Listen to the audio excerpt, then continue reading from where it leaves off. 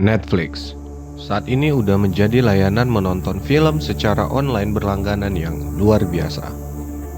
Majalah Forbes baru-baru ini merilis daftar 100 selebritis dengan bayaran termahal di dunia.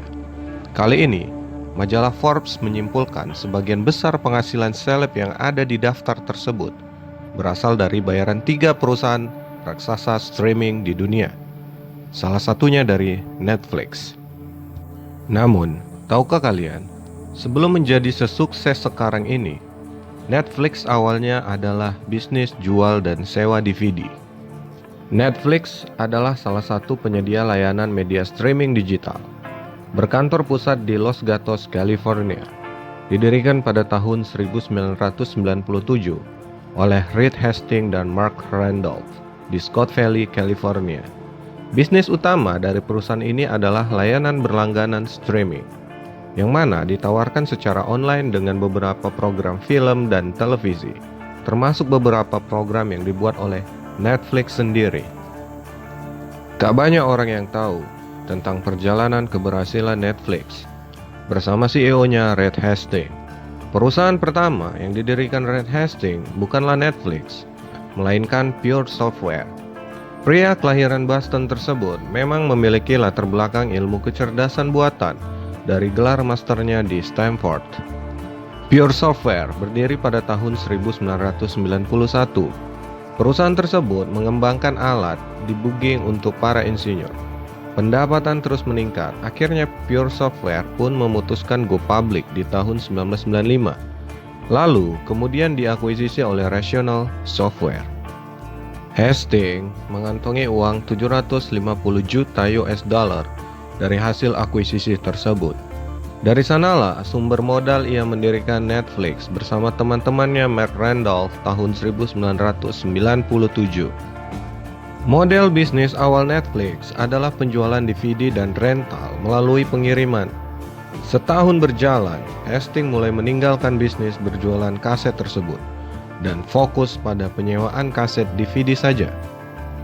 Layanan ini sendiri baru diluncurkan secara resmi pada 1998 dengan menyebut dirinya sebagai penyewaan DVD secara online. Saking besarnya pangsa pasar Netflix, perusahaan ini pernah mencapai masa kejayaan ketika masih menyewakan DVD. Ya, di tahun 2005 Netflix sudah memiliki 35.000 koleksi film. Perusahaan ini juga mampu mengirimkan sebanyak 1 juta kaset DVD setiap harinya. Migrasi Netflix ke layanan streaming bukan terjadi dalam waktu satu malam. Hastings sudah memikirkan kemungkinan ini sejak tahun 2000. Setelah berhasil mengembangkan algoritma video rekomendasi, perusahaan ini mulai bergerak dari bisnis utamanya. Tahun 2007, Netflix mulai menawarkan layanan video on demand secara gratis ke penggunanya. Saat itu hanya ada 1.000 judul film dan serial TV yang ditawarkan. Jumlahnya meningkat menjadi 12.000 pada Juni 2019.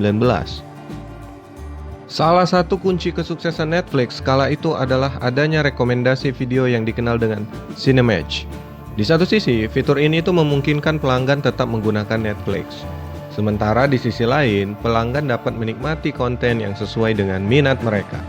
Gak hanya itu, hal ini juga memberi kesempatan bagi film-film yang diproduksi oleh studio kecil untuk ditonton oleh pelanggan Netflix. Pada tahun 2007, Netflix memperluas bisnisnya dengan mengenalkan media streaming, namun tetap mempertahankan layanan penyewaan DVD dan Blu-ray. Perusahaan ini kemudian memperluas usahanya secara internasional, dengan layanan streaming tersedia di Kanada pada tahun 2010 dan terus berkembang layanan tersebut sejak saat itu. Sejak Januari 2016, layanan Netflix telah beroperasi lebih dari 190 negara.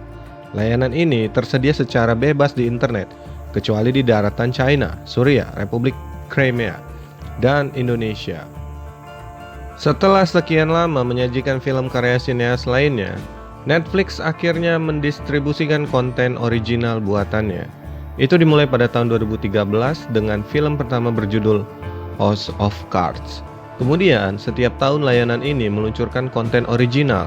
Beberapa di antaranya sempat menjadi perhatian dunia, seperti Stranger Things, Orange is the New Black, Lost in Space, The Umbrella Academy, hingga The Witcher.